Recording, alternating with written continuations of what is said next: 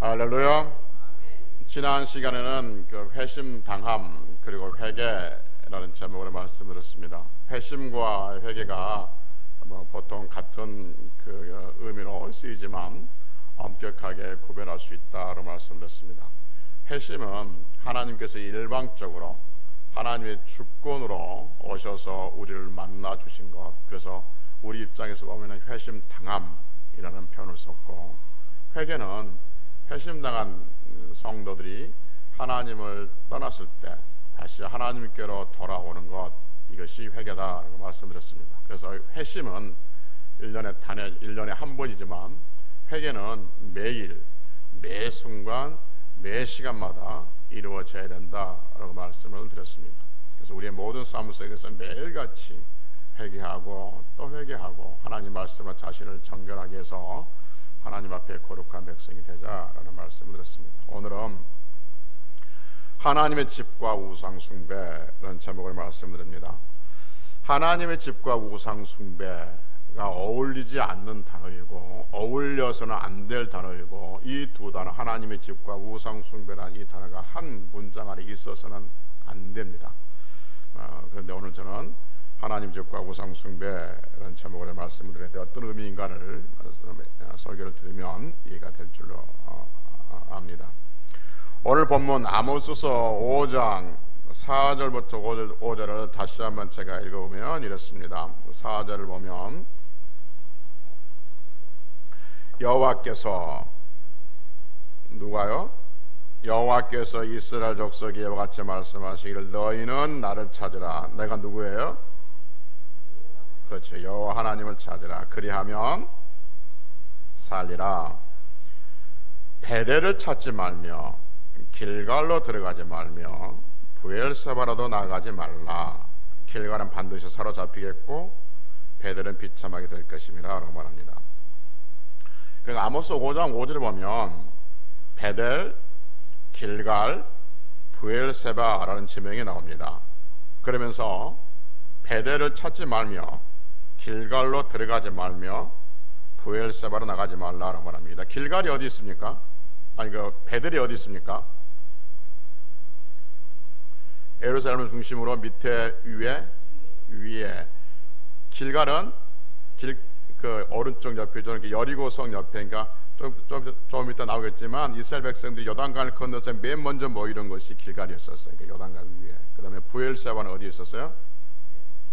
밑에 왼쪽, 그렇죠. 브엘세바 있었어요. 대충 머릿속이 그려져요. 그런데 여러분 5절 근거로 보면 그들은, 이스라엘 백성들은 하나님을 찾지 않고 어디를 찾았습니까? 베델을 찾았지요. 베델을 찾았습니다. 그러면 그들은 어디로 들어갔습니까? 길갈로 들어갔습니다. 또 어디로 나갔습니까? 브엘세바로 나갔습니다. 그러니까 이스라엘 백성들은 찾으라라는 하나님을 찾지 않고 어디를 찾아갔냐면 베델을 찾아갔어요. 그리고 길갈로 들어갔고 브엘세바로 나갔어요. 왜 하나님께서는 이스라엘 백성들에게 베델을 찾지 말고 길갈로 들어가지 말고 브엘세바로 나가지 말하겠을까? 그리고 나를 찾으라 했을까 하는 거죠. 베델과 길갈과 브엘세바가 가지고 있는 의미를 알면 하나님께서 그렇게 하셨구나 하는 것을 알 수 있죠. 먼저 베델을 봅시다. 베델. 성경에서 베델이란 지명, 그 베델이란 단어가 제일 먼저 어디서 나오냐면 창세기 12장 8절에서 등장합니다. 이게 무슨 말이냐면 하나님께서 아브라함에게 내가 내게 지시할 땅으로 가라 그러잖아요. 그러니까 아브라함이 갈 바를 알지 못하고 땅을 떠나요. 그리고 어디서 머무냐면, 어디로 들어오냐면 가나안 땅으로 들어와요. 지금 하고 있는 가나안 땅에 들어와요. 그러니까 하나님께서 말씀하시기를 아브라함아, 이 가나안 땅을 너와 내 후손에게 주시겠다라고 말해요. 그러니까 아브라함이 그곳에서 하나님 감사합니다 라고 제단을 쌓아 예배를 드려요. 그 예배를 드린 장소 어디냐면 베델 근처에 있었어요. 그래서 베델이 그래서 처음 등장해요. 그 다음에 성경 두 번째 베델이 언제 등장하냐면 아브라함의 손자 때. 아브라함의 손자가 누구예요? 한참 생각해야 됩니까?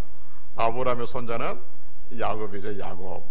야곱이 자기 형과 삼촌을 속이고 하란으로 밧단 아람으로 도망가다가 하룻밤 들에서 잠을 자요. 근데 그 잠을 자는 그날 밤의 꿈에 하나님께서 야곱에게 내가 너를 축복하겠다라고 축복해줘요. 뭐 사다리 갔다 갔다 하고 다 빼고 축복해줘요. 그러니까 야곱이 그날 아침에 일어나서 자기가 베고 잤던 그 돌에 기름을 붓고 하는 말이 뭐냐면 여기는 뭐라? 베델이다 그렇게 말해요. 베델이다 이렇게 말이죠. 그러니까 베델이 무슨 뜻이에요? 하나님의 집이죠. 하나님이 여기 계셨다는 거죠. 그래서 여기가 베델이다라고 자기가 지명을 지어줘요. 원래는 루스 땅이었는데 원래 원주민들은 루스 땅이라 불렀는데 자기가 여기가 베델이다 이렇게 지어줘요. 그 후에 베델은 여러 번 등장해요. 여러 번 등장하는데 근데 나중에 가다 보면 이 베델이 이상하게 바뀌어요. 어떻게 바뀌냐면 열왕기상 12장에 보면 우리 오후 예배 때 늘 말씀드렸지만 솔로몬이 죽고 난 다음에 남과 북이 갈라질 때 북쪽 초대왕 여로보암이 단과 베델에 뭘 세워놓죠? 우상이 뭐예요? 정확히 금으로 만든 송아지, 금송아지를 만들어놔요. 베델에다가. 그러면서 말하기를 이 금송아지가 너희들의 하나님, 우리들의 하나님, 우리들의 신이다 라고 말해요. 여러분 베델이 무슨 뜻이라고요? 하나님의 집에다가 금송아지를 만들어 놓고 이 금송아지가 우리들의 신이다 라고 말해요. 그러면서 그 후로 국가적으로 공식적으로 베델이 우상 숭배의 본거지가 됩니다. 국가적으로. 베델이 무슨 뜻이냐면 하나님의 집이라고 그랬어요. 그러니까 하나님의 집에 지금 우상이 세워져 있는 것이죠. 그러니까 그 후로부터 사람들은 하나님을 만나러 성전에 가는 것이 아니라 하나님을 찾아오는 것이 아니라 어디로 가죠? 금송아지가 뭐예요? 그들 입장에서 보면 신이에요. 그들의 신이에요. 그러니까 베델로 가는 거예요. 그래서 하나님께서는 너희들이 살려면 나를 찾으라.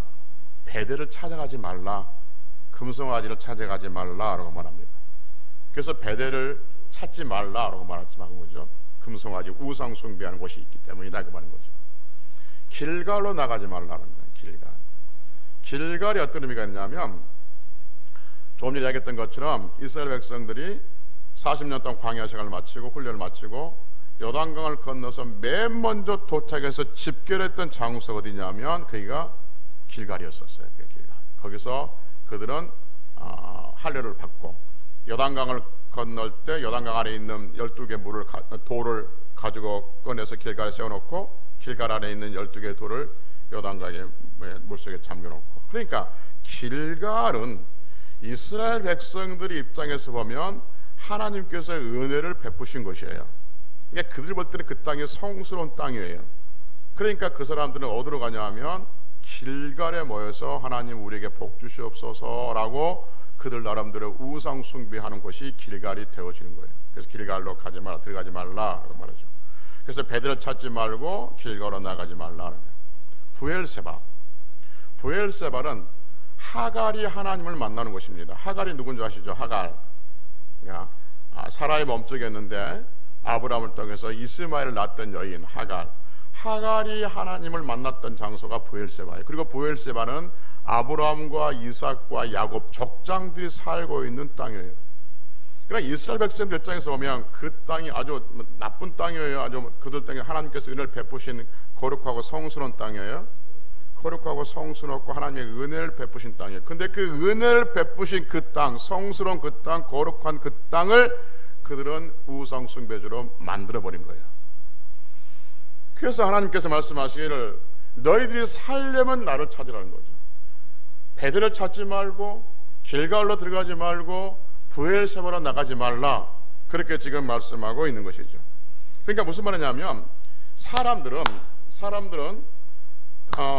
베델, 하나님의 집, 거룩한 곳, 은혜 베푸시는 곳, 길갈, 이스라엘 백성들이 요단강을 건너서 적과 꿀이 흐르는 땅을 정복하기 위해서 맨 먼저 모였던 그 길갈, 하나님의 은혜 베푸신 그 장소, 브엘세바, 하갈이 하나님을 만나고 자기 조상들 아브라함과 이삭과 야곱이 그곳에 살았던 그 아름다운 땅, 그 아름다운 장소, 그 아름답고 은혜 베푸신 장소를 다 뭘로 바꿔버렸냐면 우상 숭배주로 바꿔버렸습니다. 왜 사람들은 하나님께서 은혜 베푸신 그곳, 하나님께서 그 백성들에게 하나님의 살아계심을 나타내셨던 그곳을 우상 숭배주로 바꿔버렸을까? 사람 안에 있는 죄 때문에 그랬습니다. 죄, 그리고 그 죄로 인해서 파생된 욕심 때문에 그렇습니다. 그래서 하나님이 계셨던 곳, 하나님의 은혜 베푸셨던 그것을 통해서 사람들은 그 안에 있는 죄성으로 인해서 자기 만족, 자기 욕심을 채우려고 했던 것이죠. 그래서 거기에서 자신들의 욕구를 만족하고 자신들의 삶에 있어서 필요한 것들을 하나님 아닌 다른 어떤 곳으로부터 채워내려고 하는 그 죄성, 그 욕심이 결국 하나님이 베푸셨던 그 거룩한 장소를 우상 숭배, 죄의 장소로 바꿔버린 것이죠. 늘 말씀드렸지 않습니까, 여러분? 사람들이 자신을 위해서, 자신의 무엇인가를 위해서 신에게 어떤 종교적인 행위를 하는 것, 이걸 우리는 뭐 한다고 그랬어요? 우상 숭배, 미신과 우상 숭배가 뭐냐면 신을 이용해서 또 신을 통해서 자신의 욕심을 채우고 자신의 유익을 얻기 위해서 종교 생활을 하는 것, 이것을 우리는 우상 숭배, 우리는 미신 이렇게 말하고 있는 것이죠. 그래서 그들은 그 거룩한 베델도 그렇고 길갈도 그렇고 브엘세바도 그렇고 그 거룩한 곳에서 결국 우상 숭배했단 말은 무슨 말이냐면 그 거룩한 것을 통해서 자기 욕심을 채우려고 하는 죄성을 그대로 드러내는 그런 것들을 보게 되어지죠. 여러분, 죄는 그 점진성과 확장성이 있다고 그랬죠. 점진성과 확장성이 있습니다. 그 점진성과 확장성이 있다는 것을 성경은 열왕기하 21장에 보면 또 기가 막힌 이야기예요. 그 말씀을 우리에게 들려줘요. 히스기야 아들 므낫세가 왕이 돼서 했던 일이 뭐냐면 성전에다가, 그때는 성전이지 않겠습니까? 성전에다가 일월성신, 해와 달과 별들의 신들을 성전 안에 세워놔요. 죄가 점점점 확장되고 있다는 것을 보게 되죠. 그래서 거룩한 성전 안에 우상들을, 각종 우상들을 세워놔요. 죄가 지금 확장되고 있어요. 더 기가 막힌 게 뭐냐 하면 시대가 지나오면 하나님께서 에스겔 선지자에게 환상을 하나 보여줘요. 근데 환상이 뭐냐 하면 성전에 대한 환상이에요. 성전의 환상을 보여주는데 하나님께서 에스겔을 통해서 에스겔 선지자에게 보여주는 그 성전이 우상들이 가득한 그 성전을 보여줘요. 하나님께서 에스겔 8장에 보면 이렇게 말합니다. 하나님께서 뭘 보냐라고 하니까 성전을 봅니다 라고 말합니다. 그러니까 한 담을 보여줘요. 성전에 있는 한 담을 보여주는데, 저런 담이겠죠. 저런 벽이에요. 벽을 보이니까 하나님께서 에스겔에게 그 성전 벽을 헐라라고 말합니다. 성전 벽을 헐어요. 헐어놓고 보니까 세상에 그 벽에 세상에 온갖 가증하고 더러운 것들이 가득 그려져 있어요. 온갖 각양 곤충들이 들어져 있고, 그리고 가증한 짐승들이 거기에 그려져 있죠. 그리고 이스라엘에 있는 모든 우상들이 벽에 쫙 그려져 있어요.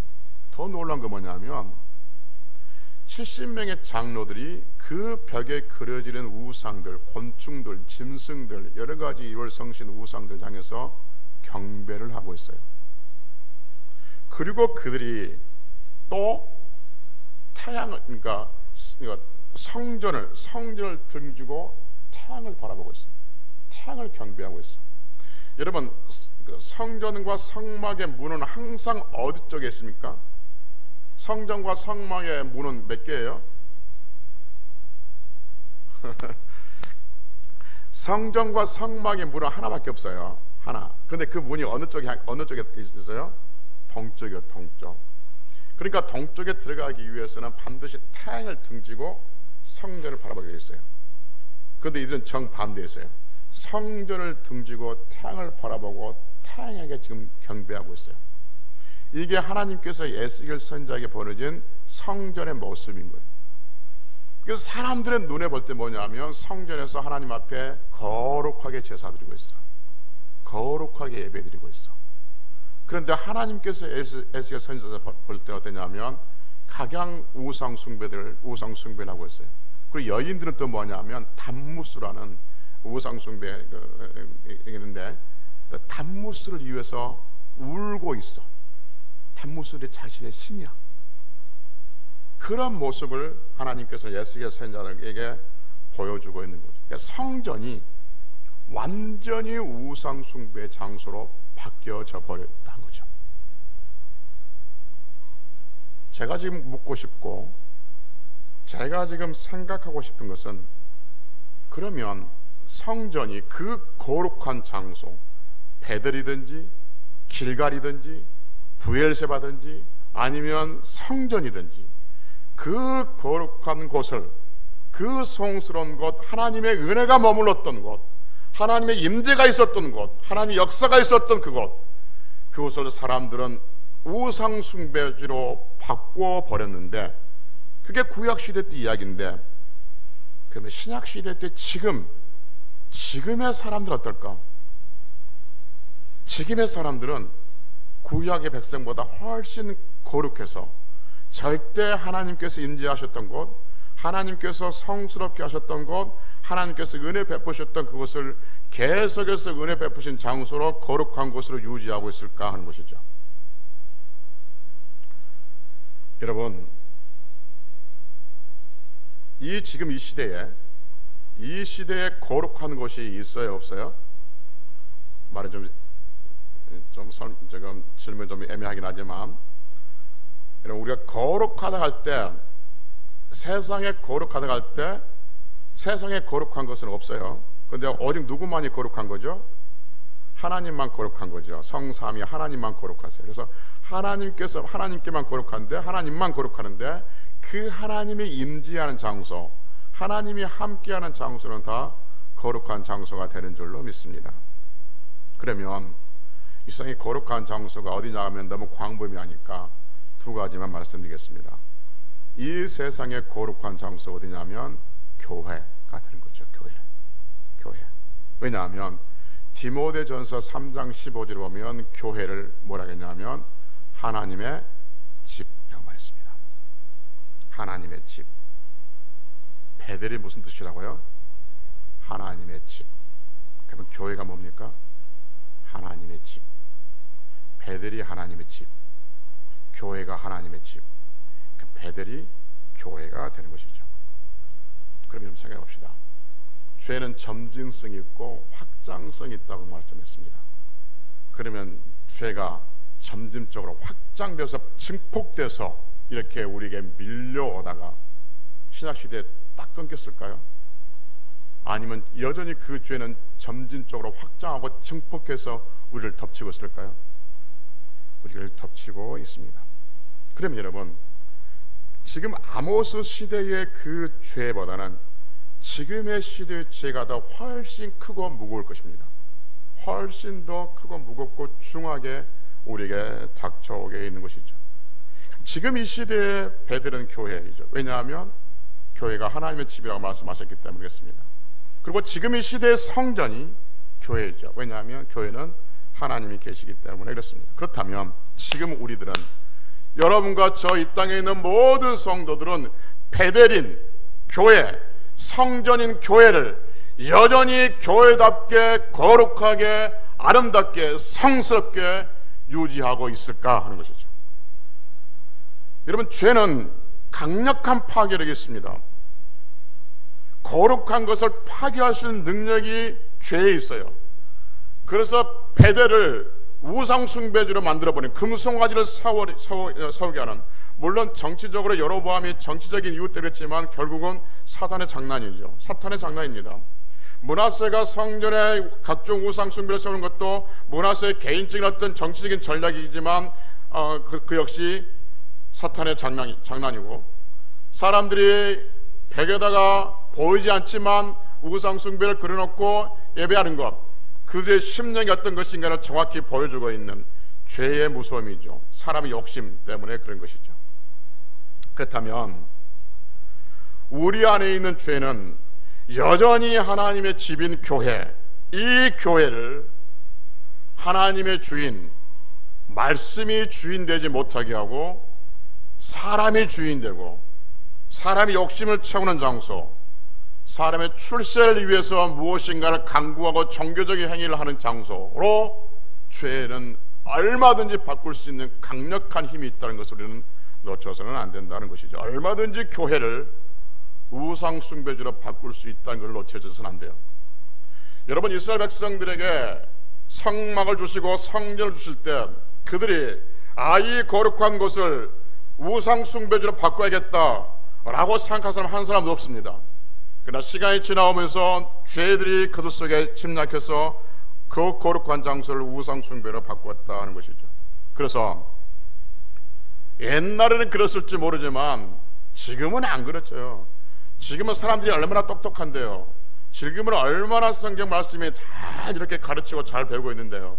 지금은 교회를 교회답게 하지 교회를 우상 숭배로 바꾸지 않습니다. 지금 사람 다 똑똑합니다 라고 말합니다. 아닙니다, 여러분. 죄는 사람의 지혜와 지식과 똑똑함과 경험을 파괴시킬 수 있는 능력이 있다는 것이죠. 죄의 전집성과 확장성을 보려면 여러분, 옛날에는 그 동성애자들 한번 예를 들어봅시다. 옛날에 동성애자들은 부끄러워서 숨었어요, 드러냈어요? 숨었어요. 왜냐하면 부끄러워서 그게 죄인지 알았거든. 부끄러워서 숨었어요. 근데 지금 어떻게 하죠? 커밍아웃, 드러내요. 물론 숨긴 사람도 있어요. 그런데 드러내면 사람들이 뭐라고 하죠?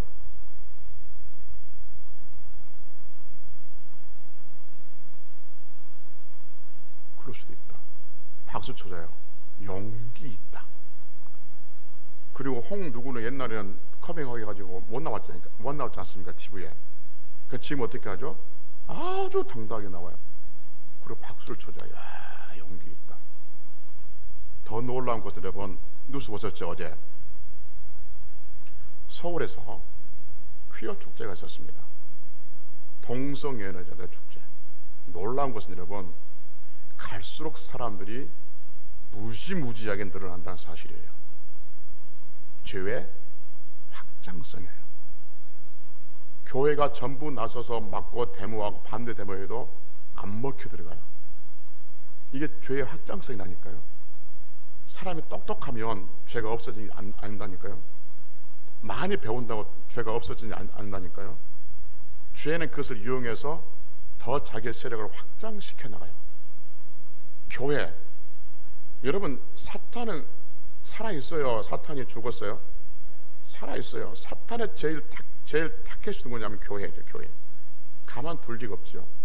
어떤 식으로도 무너뜨려야 되고, 그 무너뜨린 게 뭐냐면 우상 숭배하는 거죠. 교회를 우상 숭배주로 바꾸어 버린 거예요. 우상 숭배가 뭐예요? 하나님을 향한 눈이 나를 향하게 만드는 것, 이게 우상이에요.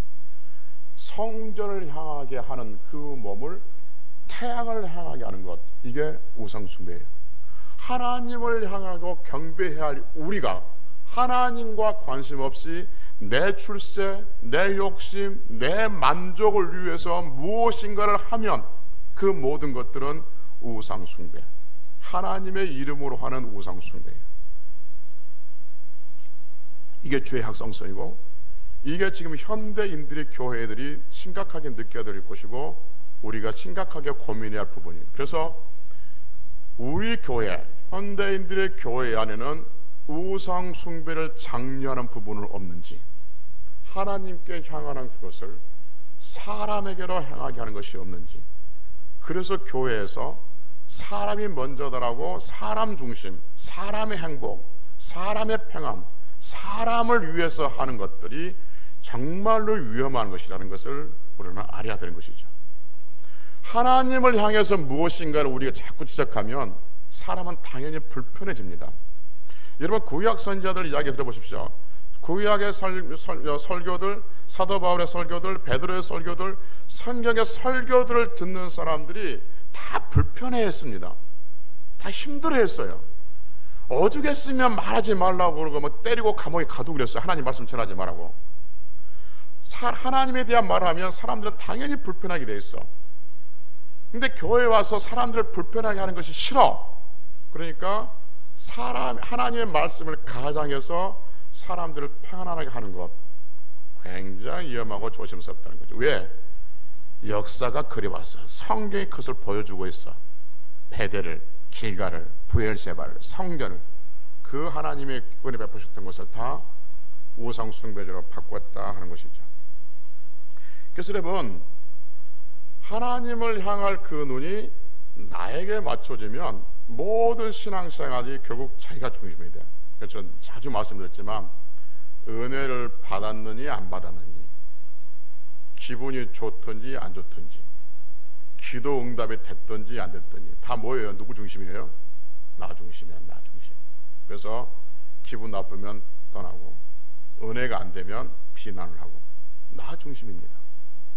내가 은혜가 안 되면 누군가 은혜가 될 수 있고, 모두가 은혜가 안 되더라도 그것이 하나님의 말씀이라면 그 말씀으로는 아멘할 수 있어야 될 줄로 믿습니다.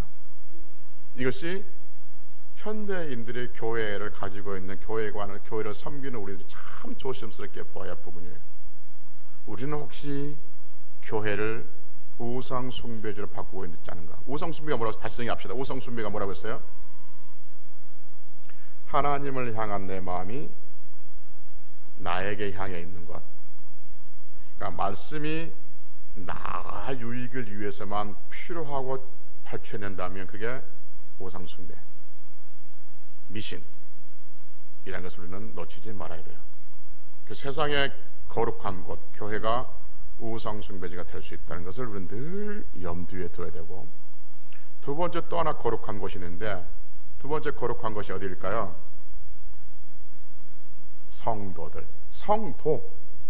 성스러운 무리들, 성도죠. 왜 성도가 거룩한 무리가 돼요?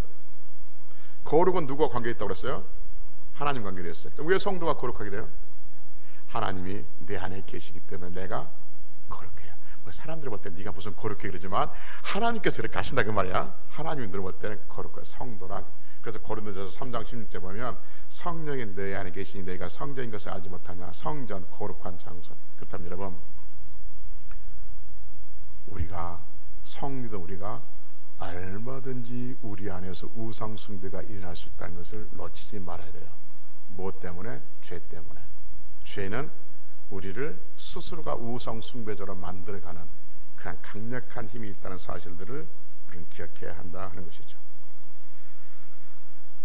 그래서 여러분, 성경의 역사를 쭉 보니까 베델도, 길갈도, 부엘세바도, 성전도 쭉 보니까 그 하나님을 만났던 거룩한 장소들, 하나님의 은혜가 임했던 것들, 하나님께 성스럽게 만들었던 그것을 다 사람들은 우상 숭배주로 바꿔버렸다면, 지금 하나님의 은혜가 임하는 이 성전, 이 교회 안에, 그리고 하나님께서 우리 안에 계신 우리 성도 우리가 얼마든지 우상 숭배자로 또는 우상 숭배지로 바꿔버릴 수 있다는 것을 늘 염두에 둬야 되고 늘 조심스럽게 여겨야 되는 것이죠. 할렐루야. 그러면 그렇구나, 제가 제 설교를 따라왔으면 그렇구나 라고 심각성을 느끼는 사람도 있을 것이고, 무슨 말인지 모르는 사람도 있겠지만, 그렇구나, 교회가 언제든지 우상 숭배지가 될 수 있고 내가 언제든지 우상 숭배자가 될 수 있구나, 그러니까 나는 절대 그러지 말아야지 라고 다짐한다고 합시다. 그렇게 다짐한다고 그래가지고 우리는 거룩한 것을 거룩한 것으로 유지할 수 있을까요? 죄는 그렇게 약하지 않습니다. 죄는 우리의 다짐을 어느 순간 한순간에 깨버릴 수 있는 강력한 힘이 죄에게 있습니다. 그리고 우리의 죄로 발생된 우리의 욕심이 우리의 다짐을 언제든지 깨버릴 수 있는 그 강력한 힘이 있는 거죠. 죄로 인해서 파생된 그 욕심이 우상 숭배주로 우리를 나가게 만드는 거예요. 나도 모르게 우상 숭배주로 나가고 있는 거예요. 신앙생활 오래 하신 분들도 자꾸 자기 중심으로 하는 것이 바로 그거예요. 그러면 여러분, 아니 우상 숭배주로 바꾸지 않아야 돼, 바꿔서는 안 될 교회와 내가 우상 숭배지가 되어서는 안 되고 우상 숭배자가 되어서는 안 된다고 말씀을 들었기 때문에 이제 그렇게 하지 않겠다고 다짐하고 또 다짐하고 다짐해야 되는데 그 다짐에서도 안 된다면서, 그럼 어떻게 포기해야 됩니까? 아니요, 성경은 우리에게 답을 주고 있어요. 두 가지, 말씀과 기도로 우리에게 권면해 주고 있습니다. 왜냐하면 디모데전서 4장 5절에 보면 하나님의 말씀과 기도로 뭐 하신다고요? 거룩하여진다고 말씀합니다. 하나님의 말씀과 기도로 어떻게 한다고요? 거룩하죠. 그래서 교회가 우리가 거룩함을 유지하기 위해서는 우리가 말씀 들었기 때문에 다짐한다고 되는 일이 아니고 각성한다고 되는 일이 아니고, 그리고 우리가 그것을 가지고 뭐 한다고 우리 행위를 한다는 것이 되는 것이 아니라 두 가지, 말씀과 기도로 거룩을 유지할 수가 있습니다. 그래서 하나님께서 말씀하시면 내가 원하든지 원하지 않든지 그 말씀에 순종할 때 교회는 교회다워지고 성도는 성도다워지는 거룩함을 유지하게 될 줄로 믿습니다. 우리가 말씀을 순종하면 그 말씀이 우리를 붙들어 준다고는 수없이 들었습니다.